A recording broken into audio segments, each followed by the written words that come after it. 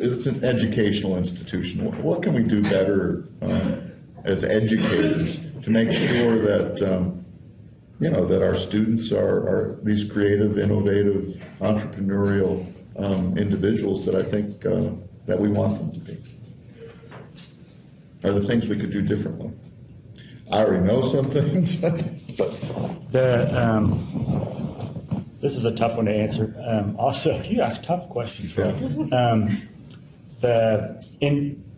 Overall, I think there's already a trend happening where the younger generation, they want to be entrepreneurs, they want to be innovators more. They're not as happy working for the man and the corporation, and so that's a natural pattern that's happening. But I think by the time they get to the university, I think a lot of patterns are probably already instilled, and so you may have to. It may be hard work to counteract those. But this is going to sound trivial, but I think it reflects something, and that is, I teach some at UNC Chapel Hill, and I have never used multiple choice tests. I always try to evaluate students in ways that allow them to express their creativity, still show what they know, but do it in a way that doesn't put them in a box and put them in a category and allows them to think outside of the box. And I think that, writ large, and that doesn't apply to every academic discipline, but that on a large scale does help. Yeah.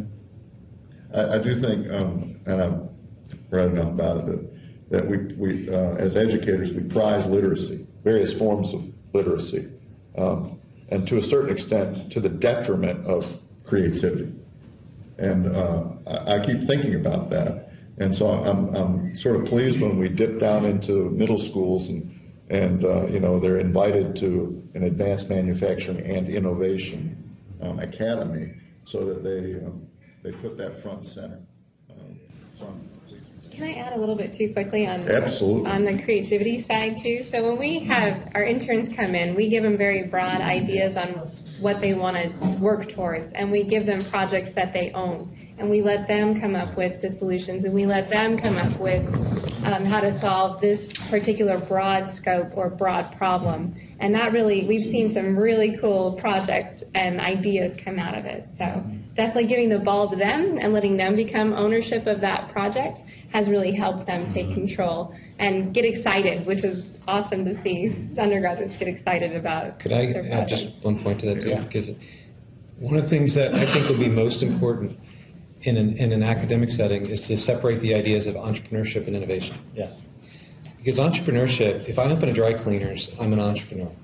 If I open up a dry cleaners that has a completely new process of dry cleaning that hasn't been seen before, I'm an innovator. So what we need to teach people is entrepreneurship is really important. In fact, it's vital. But it's not always necessarily innovation, and that's not a bad thing. If you want to teach people how to innovate, you have to teach them. Classical education is perfect for that, because what we're trying to do is expand people's minds and teach them a divergent, convergent way of thinking.